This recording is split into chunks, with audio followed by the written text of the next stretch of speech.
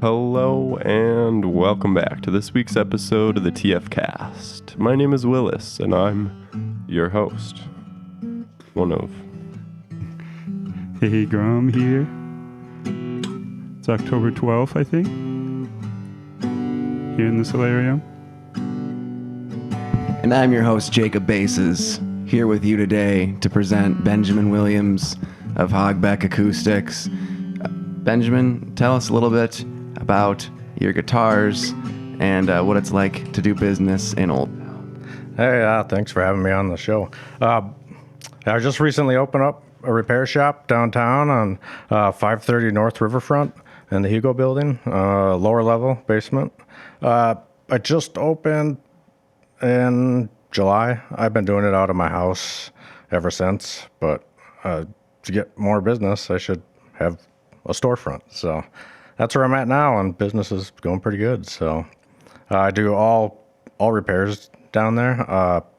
Anything from refrets to bridge reglues to basic setups, anything with guitars. And I have some instruments that I've built in the past and currently building, and I'll have those down there as well, people to play and for sale. I brought some today, and so.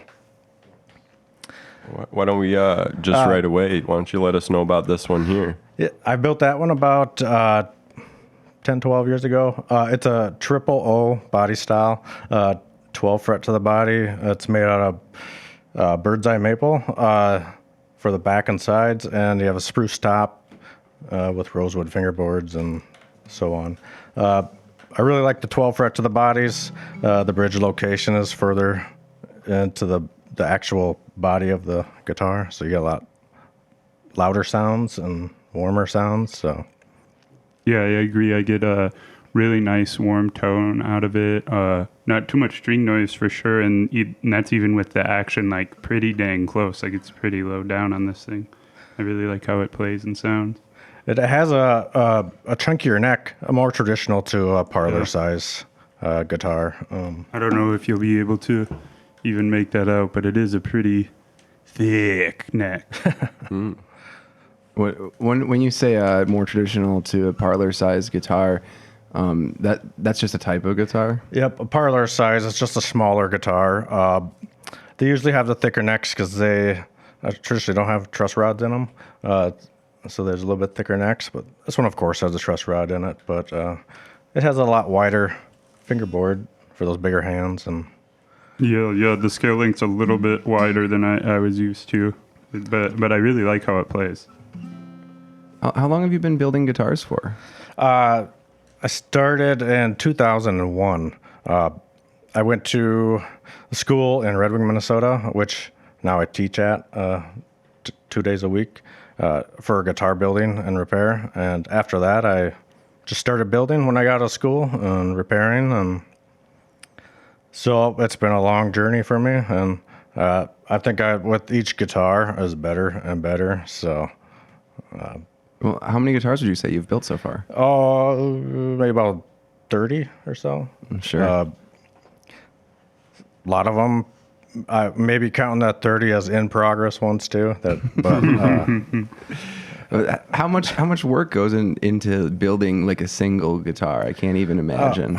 If I had all the time in the world and that's all I was doing, I could probably finish a guitar every 2 months or so.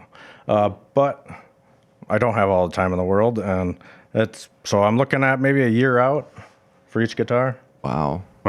Yeah, that's a process. I mean, the detail on that thing is kind of amazing.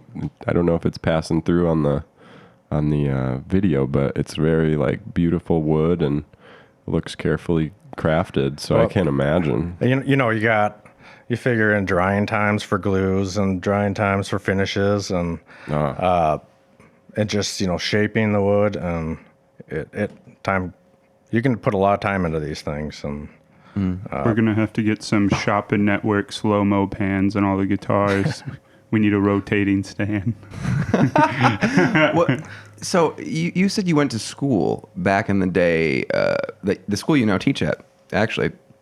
Were you looking to just work on guitars, or did you know when you originally went to school that you were going to be the person who's also building guitars? I had no idea.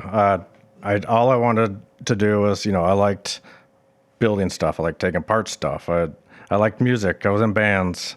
So I was like, this is perfect for me. I can build guitars. I can fix guitars, and that panned out a little bit better than my musician career. So, and what the first guitar you built, if you were to compare it to what you're working on now? Oh, it's still together. It sounds really nice too. But I do pick out the defects in it, but that's just me personally. But I think I did pretty good on my first guitar, but my second one was worse. So it's always worse. The second one's always worse, and then they get better from there. I got this figured out. I got it in the bag. Just mail the next one in. Yeah, you've worked on guitars of quite a few friends of the cast as well. Like I know you recently fixed Chris Dorn's guitar, and my bandmate Kelly, I believe you fixed his guitar, right? Yep. Yeah, and I've heard great things so far. Basically what I was going to ask is, do you feel like is there any specific types of guitars you like working on, or is there any specific things you like repairing or specialties? I really like structural problems with guitars. Someone brings in that's just busted up. I really like putting those together and making them back to, playable again. As far as, crack repair and bridge problems. And I do a lot of fret work, a lot of refrets, partial refrets, and stuff like that. So I guess there's one that neck resets are not my favorite, but I'll do them. But yeah, that was going to be my other question. Is there anything that's really hard, or that you hate it, or is there anything that if something what's the point when it's unsavable? I guess when. I like to think no guitar is unsavable unless it's beautiful.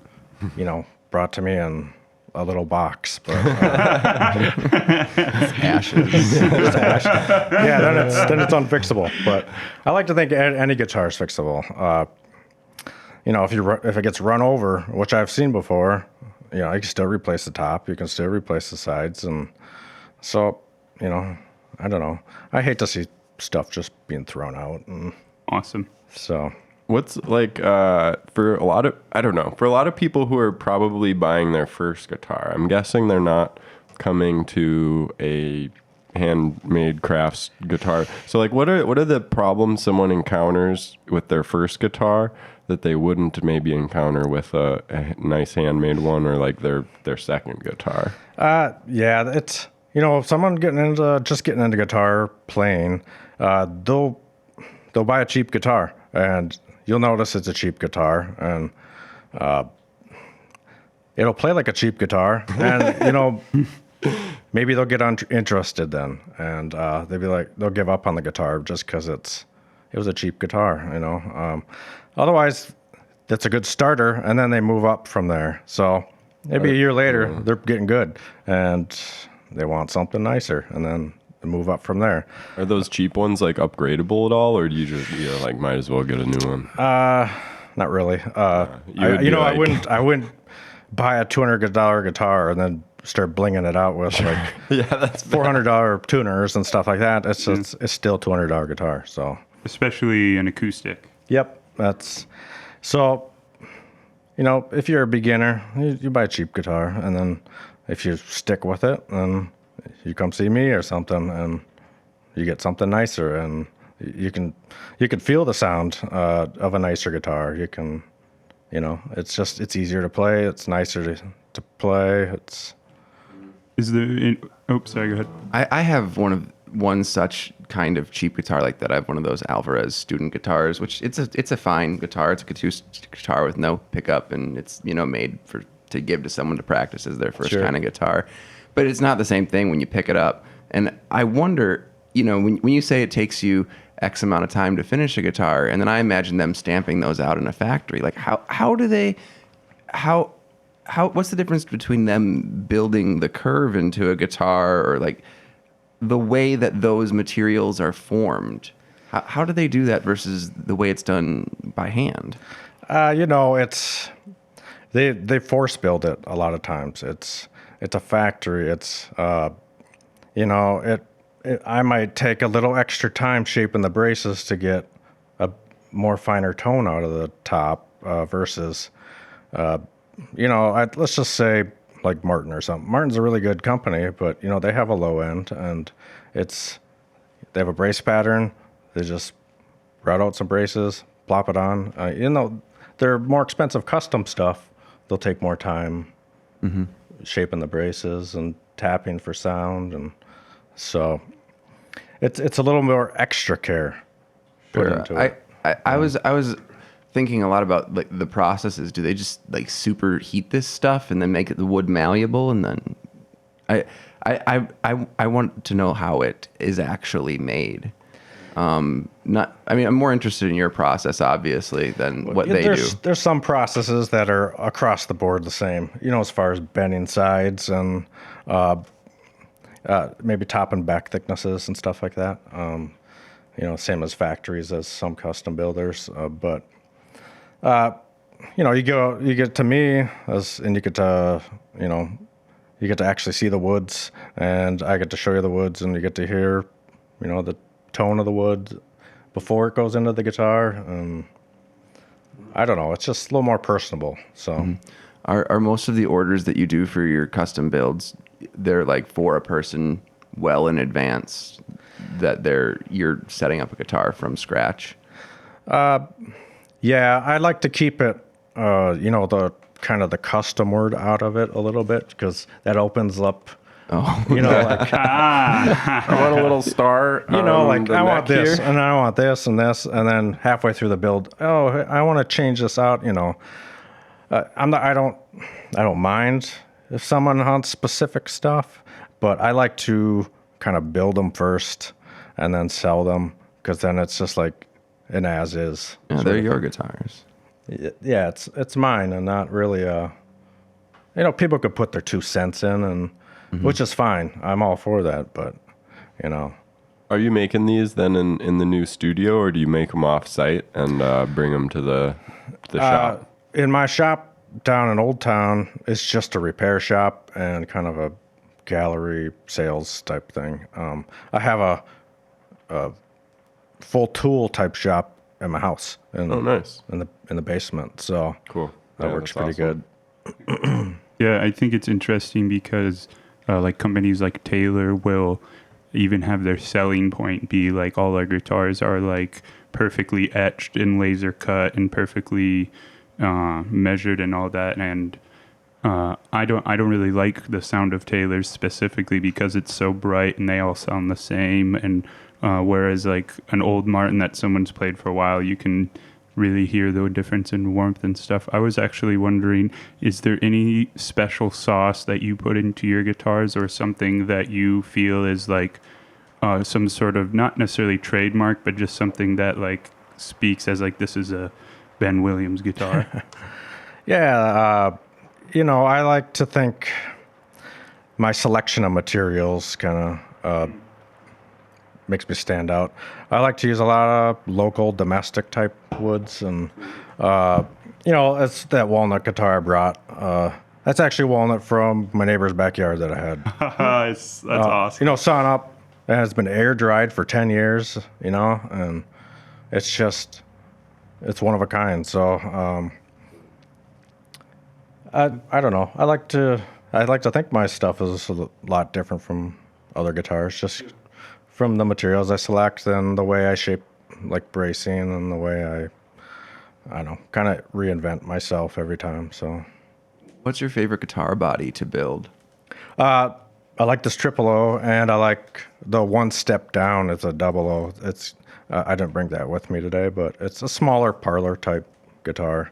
I don't know. I really like the parlors. They're just all around loud guitar, full guitar. and smaller. So I don't know. Do you always do the back of the headstock like this, where it kind of comes out like that? I kind of like how that looks. The volute on there. Yeah. That's more for it looks, and it protects that that neck angle break. Oh, okay. It gives it a little more material. Cool. What's the is that your signature? I see that there's a bird on that, and then there's also like what looks like maybe your logo. Is that what that is? That's kind of a sparrow. I don't really have a set logo. That's something I have to really nail in. I have something on in the sound hole. I have my label. I don't have it in this one, but you can see it in my uke. Since these are a little bit older. I'll make sure to show that off when we get that up. We should switch the guitars out. Switch a guitar out. Yeah. Do you want to bring out the big one or the ukulele? So which one should I grab? Yeah, go ahead and grab the jumbo there. That's The jumbo. Welcome to the Triple Falls ad read. This is where I tell you a little bit about what we offer, because we're a production company. We offer video services, production stuff, sound, lighting. You could even have a podcast that looks like ours if you wanted. Speaking of the podcast, if you'd like to connect with us and ask us questions, send us guest recommendations, or even sponsor an episode, connect with us at cast@triplefalls.org.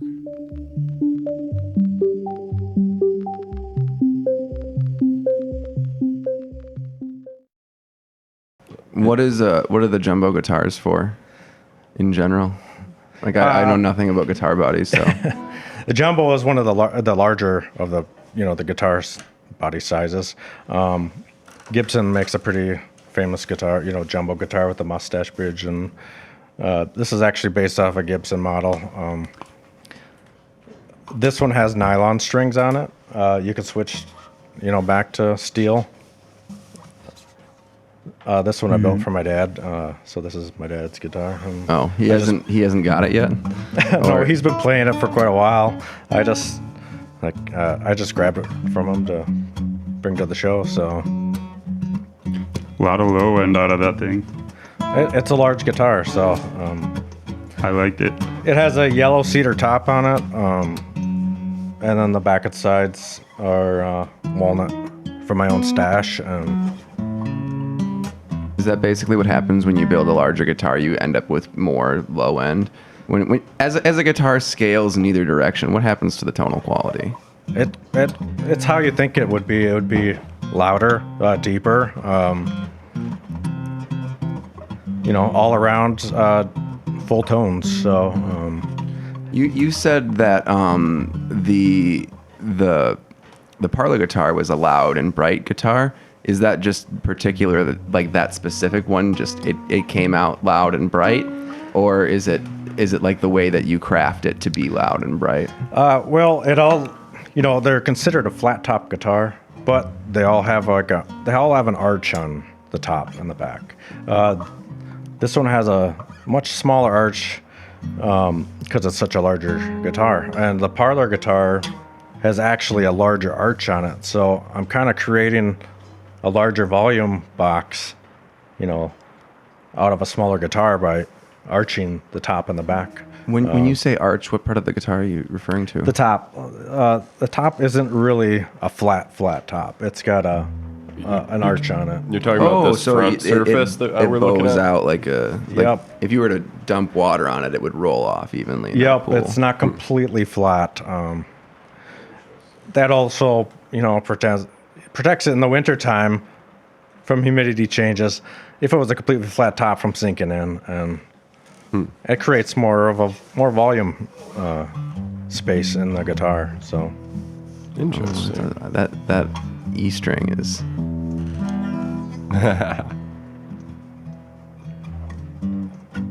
yeah, I think the nylon strings really help this guitar out too.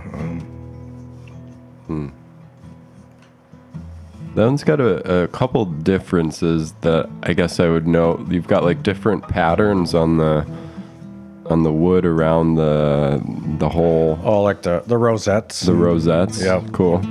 And then I see like the neck's pretty different too, where the what do they call those? pins? The tuners. Tuners. Where your tuners are at. So what's the is that just stylistic choice kind of from the different like the It other one is, that had yeah. On the larger guitars, you have kind of a larger headstock for visually, and okay. like the smaller ones. I like the slotted headstock, like that was on the previous guitar. It just kind of fits the shape of the body too. That's kind of the purpose. Cool.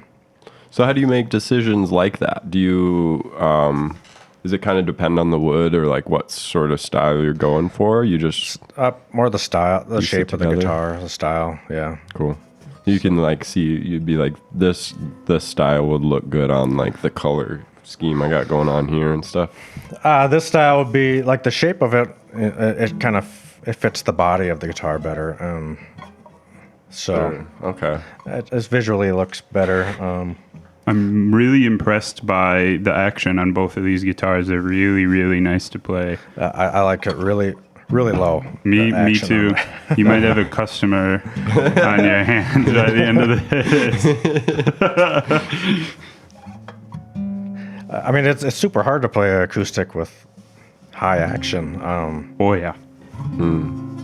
Is that the like where an electric guitar is very low action? Yeah, almost always. Electric And then, guitars, it's super easy to get lower action on it. You have more ways to do it. On this one, it's just the saddle, up in thickness and. Yeah, I really like how this thing plays. I'm probably gonna. And this one's got much thinner neck, a much more traditional width of it too. Thinner neck, bigger body. Yeah, and tons of really warm low end, especially with the nylons like you were talking about. Like, ooh, spooky. Yeah, that's hefty. Nice. Are they wrapped? Is it just the bottom strings that are nylon, or what would be the higher strings? It is. It's like what I'd call like a silk and steel type strings.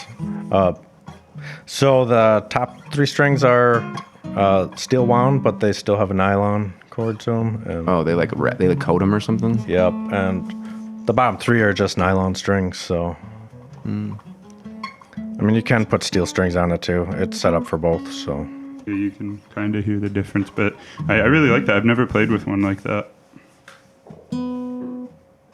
Just to because we can, I'm gonna go grab the other one and hot swap them for Zach so we can get like a real side-by-side listen. Okay. And then we can just switch back so people can hear the difference of these two. Hey, that's a average Grum tune if I've ever heard one. Okay, so that riff. So here's the same riff. This one doesn't have. This one, the 12th fret is a little farther up. That's one thing I noticed right away. yeah, that one's a 12 frets of the body, and the jumbo's a 14 fret. So you have more access to the frets, higher frets. So.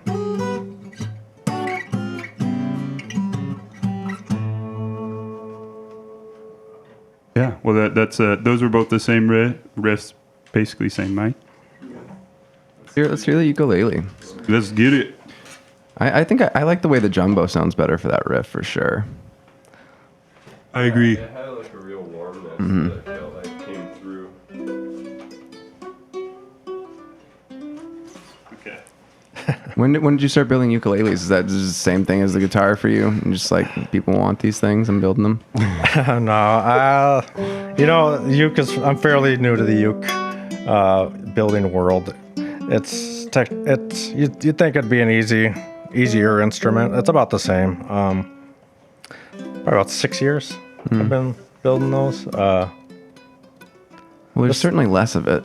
This one's a baritone uke. The materials is almost scraps I can make it out of. So.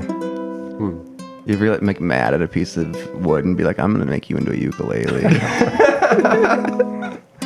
Sounds like something you The smallest I can go is a little soprano. So.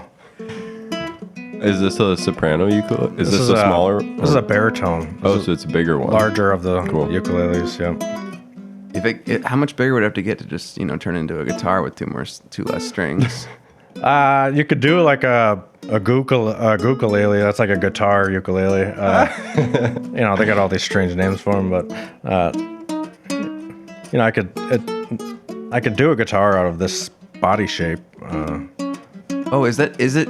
Okay, this is actually I always just imagined that there was a certain size point where a guitar became a ukulele and they just snap two strings off. Oh. It's not like that. It's a totally different body design as well. And no, it's this is actually tuned like a guitar. It's the bottom four tunings of the guitar strings.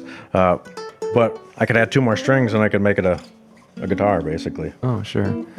So it is the same kind of shape, and the real difference is the tuning and what kind of strings that they put it on that would make something a ukulele. Pretty much, yeah. So it'd probably be a little bit wider neck and a little more work to it, but I like this thing. It's really easy to. Again, the action is like perfect on all the guitars I've ever played so far. Absolutely love it. It plays both a finger style, just like this one has and it strums nice. More of a flatter fingerboard on it. Kind of like a classical guitar. I'm not too big of a fan of the flat fingerboard. Yeah, it's definitely different than any ukulele I've played because of that flatness. I think you're right a little bit more, but yeah, all of the action on all of these just plays like butter, but there's still no, I haven't heard any string rattling at all. Well, yeah, that's the main goal. So, Is that probably one of the big identifiers between a cheap guitar and a I guess tuned one, nicer tuned one? Is you got easy string rattle and it's hard to make sound nice versus something that kind of gives you a good starting place? Yeah, I think a cheaper guitar, you don't really have the sustain, and you hit a note and it doesn't ring longer. You play my custom guitars, any custom guitars, and you can hear, the string note just kind of goes on for quite a while. Cheaper guitars, some of them are just made out of laminated plywood. The thing is with custom guitars, the older they get, the better they sound. So. Oh, cool. Is that aging wood? They just kind of settle into their thing a little? Yeah. And I suppose that cheaper ones don't really get better with age. It's like your wine problem. They depreciate, I think. Your classic. You get a bottle of vinegar real quick. Yeah, yep. Cool. I feel like I'm learning a lot about guitars. This is great. When did they start making? When did guitars? They had to have started being exclusively handmade, and then there had to be a big dip when, I don't know, probably when Sears came around or something. Sears. Because at a certain point, everyone had a guitar. I felt there's some point in American history where they became just literally everywhere. Well, maybe the lack of materials. All the earlier guitars seemed like they're all made out of Brazilian rosewood, and now that's endangered. Oh, wood, really? Because of guitars? Guitars and fine woodworking and stuff like that. It's almost like drugs. You're smuggling drugs, smuggling Brazilian rosewood and stuff like that. You got a Brazilian rosewood guy? But they overused all that stuff in the early 1900s, and I have that Sears Roebuck guitar in my shop hanging there. That's fake Brazilian rosewood, so it's painted on, and it's hard to get some materials like that these days. So that's probably when they started going cheap, because they couldn't get the materials. Now, when it comes to stuff like that, is some of that just heritage? Brazilian rosewood, for example, you said that you built some guitars out of what was just in your in your backyard, and that guitar sounded great to me. But I could probably say it's like top 10 guitars I've ever heard. You know, because I haven't been making a list, but I could tell that one sounded great. Like, is some of that just like, oh, like, you know, all these classics have Brazilian rosewood, but you know, like there's great wood for making guitars right here. You know, it's a really pretty wood. It sounds really nice. So there's a reason why it's expensive. But I can't really afford, you know. Yeah. Right now it's, you know, look at $3,000 just for a set of. Oh, like for like what you would use to make one guitar. Just for the back and sides, it's like $3,000. So. Wow. That's yeah, nuts. so you'd need to be making a $10,000 guitar at least. Yeah, you're getting like $10,000 guitar and stuff like that. So. Yikes. Yeah. What's the worst sounding wood? The worst. Like, apart from like Plywood? particle No. board or something, you know what I mean? Like if you just had a tree that you just disrespect, like it's kind of birch maybe. I feel like they couldn't make good guitars. Actually, birch sounds pretty good. I think you can if you build a guitar right, you can make it sound good out of anything. Oh. I can make rosewood sound really bad too. You know, that's. Just being expensive. If you know how to use it, you use the materials. And That's more my expertise.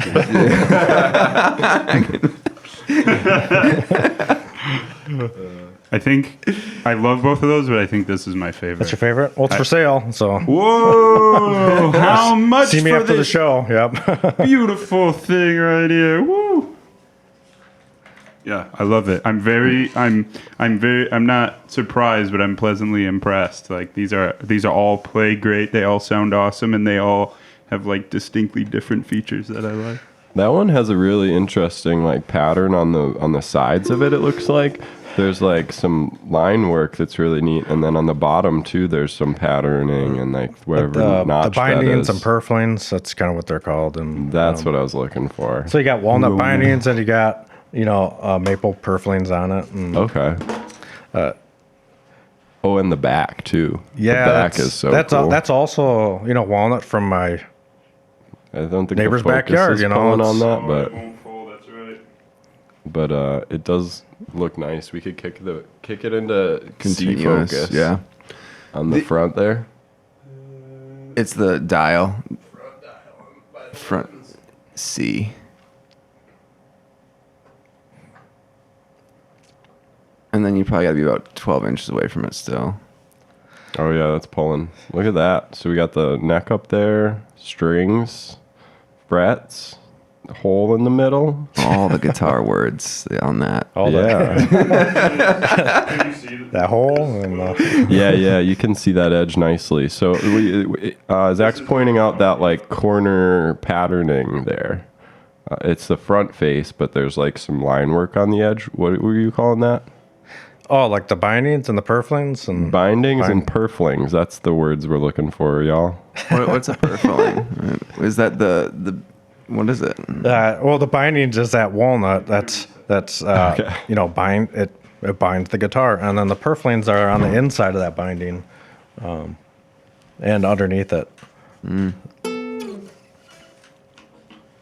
What has the experience been like since you moved into a storefront where people can just wander in? I haven't really had a lot of wanderers yet. A lot of, messaging and, yeah, I'll be there. I'm going to drop off a guitar. I've had a couple just, bring guitars in. Luckily, I was open then. But it's starting to pick up. I would love to just focus on building, but it's so much time and money for me that I love doing repairs too. It's so hard as like a builder or what I call, we're called Luthiers. Luthiers, yeah. It's so hard to choose one. I mean, that's probably why it's, I've been kind of hiding for a while because I want to build guitars. I want to repair guitars. And a lot of people just pick, I'm a repairman, and a lot of people just say I'm a builder, But I like to do both, so it's... I feel like you gotta get an apprentice who can do some repairs, and you gotta be a Maybe builder. eventually, yeah. I'm sure. What's teaching like, by the way?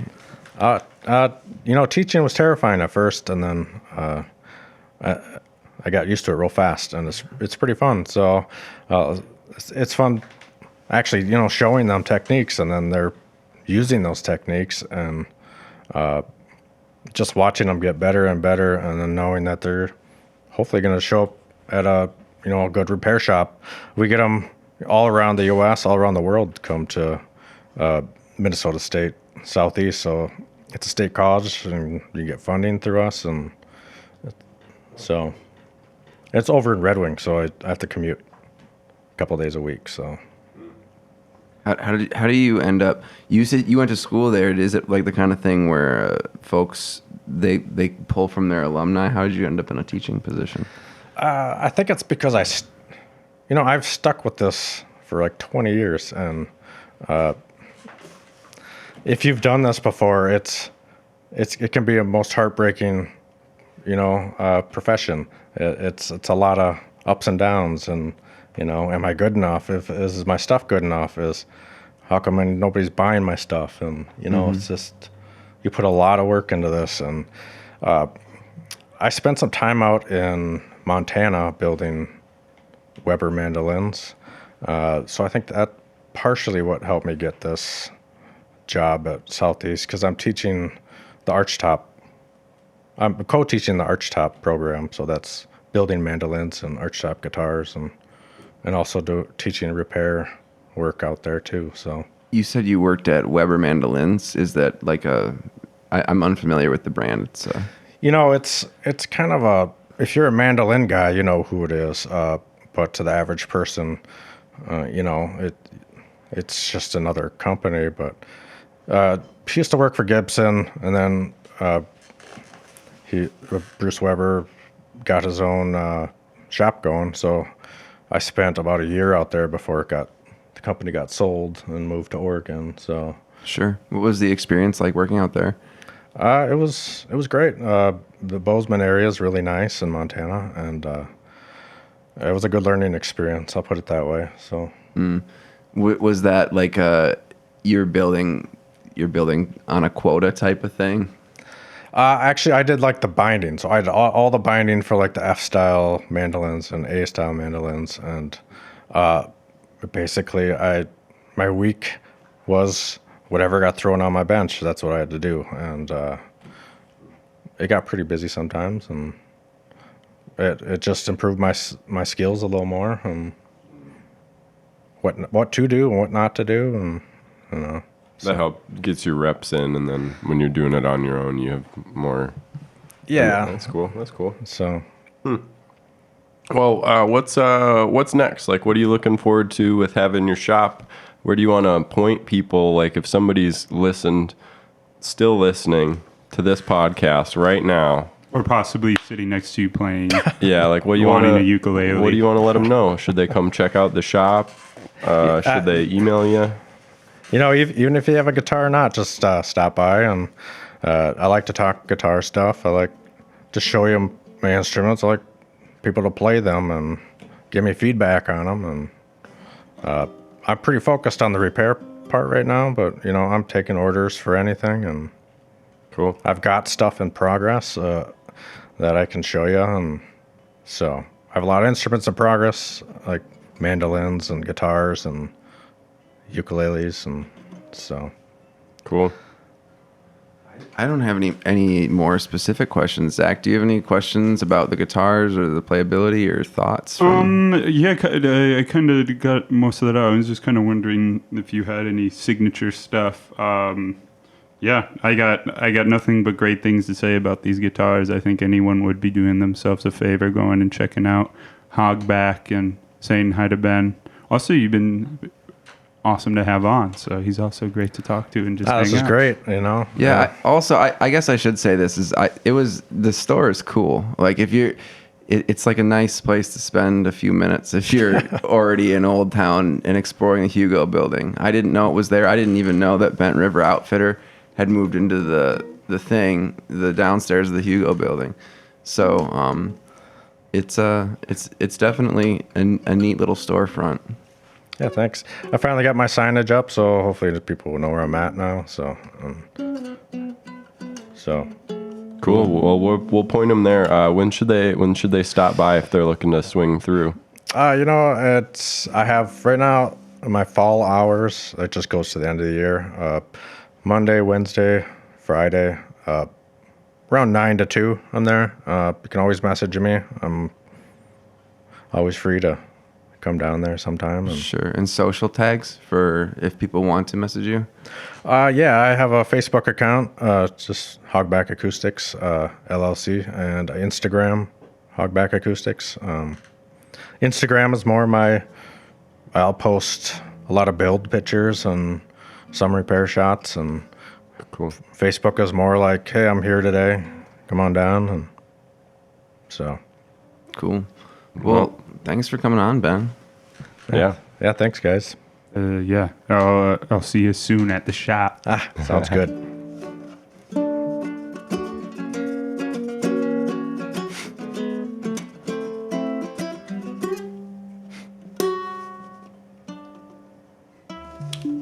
All right, and we're clear. I figured that can go during the The whole outro. I just faded it.